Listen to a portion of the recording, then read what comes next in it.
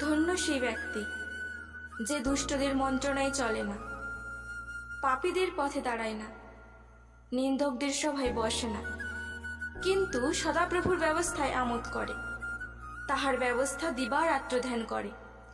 সে জলস্রোতের তীরে রোপিত বৃক্ষের সদৃশ্য হইবে, যাহা যথাসময়ে ফল দেয়, যাহার পত্র ম্লান হয় না, আর সে যাহা কিছু করে তাহাতেই কৃতকার্য হয়।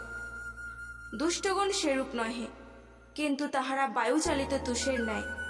এই জন্য দুষ্টগণ বিচারে দাঁড়াইবে না, পাপীরা ধার্মিকদের মণ্ডলীতে দাঁড়াইবে না। কারণ সদাপ্রভু ধার্মিকগণের পথ জানেন, কিন্তু দুষ্টদের পথ বিনষ্ট হইবে। আমেন। ধন্য সেই ব্যক্তি যে দুষ্টদের মন্ত্রণায় চলে না, পাপীদের পথে দাঁড়ায় না, নিন্দকদের সভায় বসে না।